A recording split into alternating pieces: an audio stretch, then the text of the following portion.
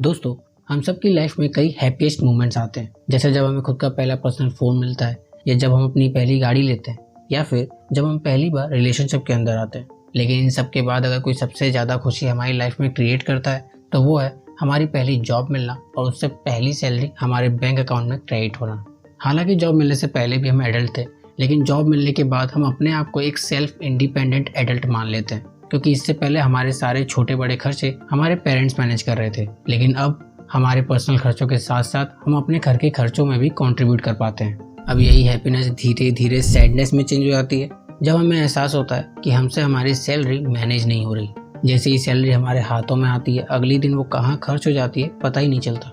वैसे तो हमारी जॉब लगने से पहले हम सब की एक्सपेक्टेशंस, घर खर्च की जिम्मेदारी फैमिली के अर्निंग पर्सन जो मोस्ट ऑफ द टाइम पापा होते हैं, उनकी इनकम से जुड़ी होती है। लेकिन एक बार हमारी जॉब लग जाने के बाद कहीं ना कहीं वो एक्सपेक्टेशंस हमारे इनकम से भी जुड़ जाती है, जो हमारे इनकम मैनेजमेंट के चक्कर में अक्सर हम वो एक्सपेक्टेशन पूरा नहीं कर पाते, जिससे हमारे परिवार को दुख तो होता ही है, और सबसे ज़्यादा गिल्ट हम लोगों को होता है, जो हमें लॉन्ग टर्म स्ट्रेस और डिप्रेशन के लूप में डाल देता है। अब दोस्तों, कहीं ये आपको अपनी कहानी जैसे तो नहीं लग रही कि आपके साथ भी ऐसा हुआ है कि आज आपकी सैलरी क्रेडिट हुई और अगले ही दिन वो कहाँ खर्च हो गई पता ही ना चले। क्या आप हर महीने अगली सैलरी आने का वेट करते हो, जिससे आप फैमिली की वो ज़रूरतें पूरा कर सको जो आप करना तो चाह रहे थे पर कर नहीं पाए क्योंकि आपकी सैलरी दूसरे कामों में खर्च हो गई? और सिर्फ यही नहीं, क्या अब ये आपका लूप बन चुका है कि हर महीने आपकी सैलरी आती है, आप डिसाइड करते हो उसे सही से मैनेज करने का, लेकिन हर बार वो ऐसे ही खर्च हो जाती है, फिर आप अगली सैलरी आने का वेट करते हो। अब अगर आप इन सब से रिलेट कर पा रहे हो और आपने इनमें से किसी एक या सबका जवाब हाँ में दिया है, तो ये वीडियो आपके लिए बहुत इंपॉर्टेंट होने वाली है, क्योंकि इस वीडियो में हम सिर्फ सैलरी मैनेजमेंट के ऊपर बात ही नहीं करेंगे, बल्कि आपको एक 4 स्टेप फॉर्मूले के बारे में बताएंगे, जिससे आप अपनी सैलरी आसानी से मैनेज कर पाओगे और अपनी फैमिली की एक्सपेक्टेशंस को भी पूरा कर सकोगे।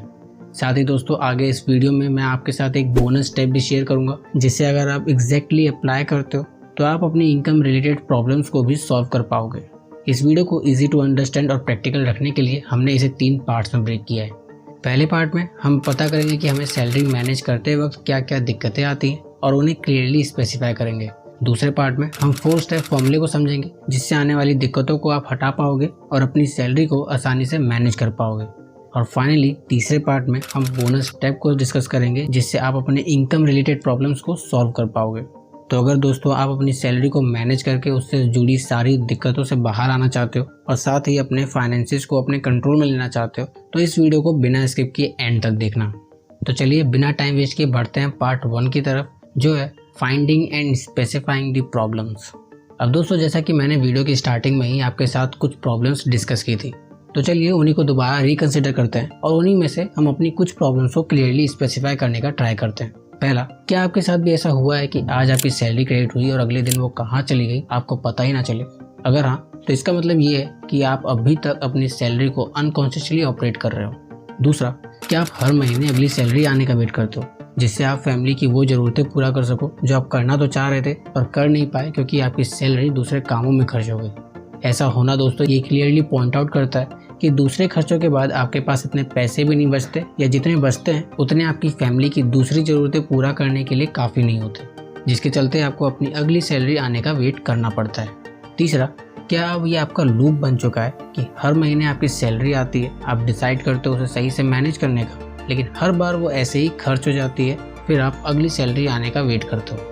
अगर ऐसा है तो यानी आपके एक्सपेंसेस और उन पर होने वाले स्पेंडिंग्स दोनों ही आपके कंट्रोल में नहीं है। तो अब तक जो प्रॉब्लम्स हमने स्पेसिफाई की हैं वो है, पहला, अपने कैश फ्लो को लेकर अनकॉन्शियस होना। दूसरा, और दूसरे खर्चों के बाद आपके पास कुछ ज़्यादा ना बचना। और तीसरा, अपने एक्सपेंसेस और स्पेंडिंग्स पे कोई कंट्रोल ना होना। अब दोस्तों, क्या आप लोग भी यही सिमिलर प्रॉब्लम्स फेस करते हो? यस और नो कमेंट करना, या फिर कोई और प्रॉब्लम भी फेस करते हो तो उसे भी हमारे साथ कमेंट सेक्शन में शेयर जरूर करना। अब एक बार आपकी प्रॉब्लम से स्पेसिफाई हो गई, तो अब हम समझेंगे अब वो 4 स्टेप फॉर्मूला क्या है, जिससे आप अपनी इन प्रॉब्लम्स को सॉल्व कर पाओगे और अपनी सैलरी को भी इफेक्टिवली मैनेज कर पाओगे। तो चलिए स्टार्ट करते हैं। Step number 1, find out where your money goes. इस स्टेप में दोस्तों आपको ये पता लगाना है कि आपकी सैलरी आपके पास आने के बाद कहाँ कहाँ फ्लो होती है, या सिंपली कहें तो कहाँ कहाँ स्पेंड होती है, जिसके लिए आप सिंपली कॉपी और पेन ले सकते हो, या फिर मोबाइल या पीसी में एक्सेल सीट खोल सकते हो, जिसमें आपको अपनी पिछले महीने की सारी स्पेंडिंग्स एक एक करके लिखनी है। अब यहाँ होता ये है कि हम लोगों को बड़े ट्रांजैक्शन जो 500 या 1000 रुपये से ऊपर होते हैं वो तो ईजिली याद होते हैं, पर 100 रुपये से नीचे जैसे छोटे ट्रांजैक्शंस हमको रेयरली कभी याद भी होते हैं। तो इसके लिए आप सिंपली 2 चीज़ें कर सकते हो।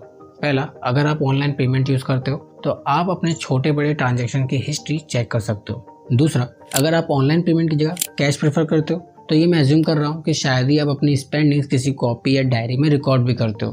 तो ऐसे में आप अपने इस महीने का गोल सेट करो कि जब भी आप कोई ट्रांजैक्शन करोगे तो अपने पास एक छोटी डायरी रखो जिसमें आप उसे नोट करते रहोगे, जिससे आपके पास महीने के एंड तक अपने पूरे मंथ के छोटे से बड़े सारे ट्रांजैक्शन की हिस्ट्री होगी। इससे होगा ये कि जो आप पहले अपने खर्चों को लेकर अनकॉन्शियस थे, अब आप कॉन्शियस हो जाओगे। Step number 2, categorise your expenses. एक बार अपने छोटे से बड़े सारे ट्रांजैक्शन की हिस्ट्री देखने के बाद अपने सारे एक्सपेंसेस को 2 ग्रुप्स में डिवाइड कर लो। पहला ग्रुप होगा नेसेसरी एक्सपेंसेस का, जिसमें आप अपने नीड्स को मेंशन करोगे जो ऑलमोस्ट हर महीने सेम रहने वाली है, जैसे रेंट, इलेक्ट्रिसिटी और वाटर बिल्स, ग्रोसरी बिल, आपके घर से ऑफिस, ऑफिस से घर तक का ट्रैवलिंग कॉस्ट, एसेट्रा एसेट्रा। दूसरा ग्रुप होगा अननेसेसरी एक्सपेंसेस का, जिसमें आप अपने वांट्स और डिज़ायर के अकॉर्डिंग होने वाले खर्चों को मेंशन करोगे, जैसे फ्रेंड्स के साथ आउटिंग करना, रेस्टोरेंट या होटल में खाना खाना, मूवी देखना, या फिर ऑफिस के बाहर टी स्टॉल पे दोस्तों के साथ टाइम पास में जो खर्चे जाते हैं वो। ऐसा करने से आपके अपने हर छोटे बड़े खर्चों को लेकर अवेयरनेस और भी ज़्यादा बढ़ जाएगी। Step number 3, set priorities and reduce unnecessary expenses. अब अपनी ट्रांजैक्शन हिस्ट्री देखने के बाद, उन्हें ग्रुप्स में कैटेगराइज करने के बाद आपकी अपने स्पेंडिंग्स को लेकर कॉन्शियस तो बढ़ गई, लेकिन अभी भी आपके खर्चे आपके कंट्रोल में तो आए नहीं। तो दोस्तों, जैसे लोग गलियों में गाड़ी तेज ना चलाकर लिमिट में चलाएं तो गली के सारे लोग मिलकर वहाँ स्पीड ब्रेकर्स बना देते हैं, ठीक वैसे ही हमें अपने खर्चों को अपने कंट्रोल में लाने के लिए भी कई ब्रेकर्स बनाने पड़ेंगे, जिसमें से एक है प्रायोरिटी सेट करना। इसमें आप कैटेगराइज किए हुए एक्सपेंसेस को अपने फाइनेंशियल गोल्स और फैमिली की ज़रूरतों के अकॉर्डिंग प्रायोरिटाइज कर देते हो, जिससे होता ही है कि जहाँ पहले आप अपनी सैलरी आते ही उसे बिना सोचे समझे कहीं भी खर्च कर देते थे, अब आप अपनी प्रायोरिटीज़ के अकॉर्डिंग उसे स्पेंड करोगे। अगर आप ऐसा नहीं करते हो तो आपके फाइनेंशियल गोल्स तो खैर कभी पूरे होंगे ही नहीं, साथ ही आपकी फैमिली को भी कई फाइनेंशियल प्रॉब्लम्स फेस करनी पड़ सकती है। अब यहाँ ध्यान देने वाली बात ये भी है कि प्रायोरिटी सेट करने के लिए आपके फाइनेंशियल गोल्स क्लियर होना बहुत इंपॉर्टेंट है।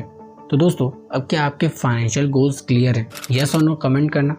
इसी स्टेप में दोस्तों आपको अपने अननेसेसरी एक्सपेंसेस को भी जितना हो सके उतना कम करने का ट्राई करना है।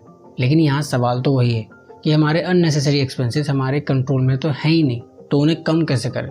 तो इसमें दोस्तों आपकी हेल्प करेगा स्टेप नंबर 4, जो है create a budget.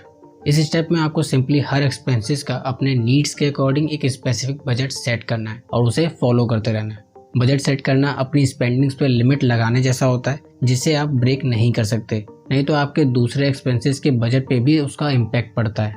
For example, मान लेते हैं आपने अपने दोनों एक्सपेंसेस की कैटेगरी के लिए स्पेसिफिक अमाउंट लिमिट सेट किया, तो अज्यूम करते हैं अगर आप एक भी ग्रुप में ज़्यादा पैसे खर्च कर देते हो तो आपके पास दूसरे ग्रुप पे स्पेंड करने के लिए कम पैसे बचेंगे, जिससे आपका पूरा बजट डिसबैलेंस हो जाएगा। बजट सेट करना आपके स्पेंडिंग्स के लिए दूसरे ब्रेकर जैसा भी काम करेगा, जिससे आपकी स्पेंडिंग्स आपके कंट्रोल में रहेंगी। तो दोस्तों, ये था वो 4 स्टेप फॉर्मूला जिससे आप इजीली अपनी सैलरी मैनेज कर सकते हो और अपने फाइनेंशियल गोल्स अचीव कर सकते हो। अब बात आती है बोनस स्टेप की। अब दोस्तों, जैसे जैसे हमारी फैमिली बढ़ती है, ठीक वैसे हमारे खर्चे भी इंक्रीज होते हैं। अब जैसे दिन पे दिन महंगाई बढ़ती जा रही है, ठीक वैसे अगर हमारी सैलरी ना बढ़े तो हमें कई फाइनेंशियल प्रॉब्लम्स फेस करना पड़ेगा। अब हमें हमारी जॉब पे हर महीने प्रमोशन मिलना जिससे हमारी इनकम इंक्रीज हो, इम्पॉसिबल सा साउंड करता है। तो ऐसे में हम कर क्या सकते हैं कि हम एक एडिशनल इनकम सोर्स क्रिएट कर लें जो हमें एक फाइनेंशियल सपोर्ट दे सके। अब यहाँ आप में से कई लोगों का सवाल होगा कि एडिशनल इनकम सोर्स कैसे क्रिएट करें। तो इसके लिए दोस्तों आपको कोई $1 मिलियन आइडिया नहीं चाहिए।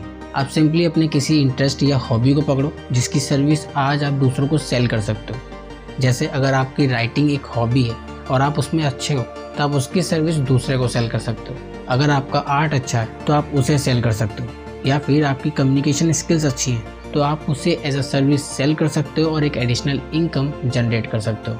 अब दोस्तों, अगर आपको ये वीडियो अच्छी लगी तो आपको मेरी वेल्थ बिल्ड करने वाले 3 ऐसे बिलीव्स जो रिच फॉलो करते हैं पर आप नहीं वाली वीडियो भी अच्छी लगेगी, जिसे आप सिंपली ऊपर आई बटन को क्लिक करके देख सकते हो। आज के लिए इतना ही, मिलते हैं नेक्स्ट वीडियो में दूसरे फाइनेंशियल लेसन्स के साथ।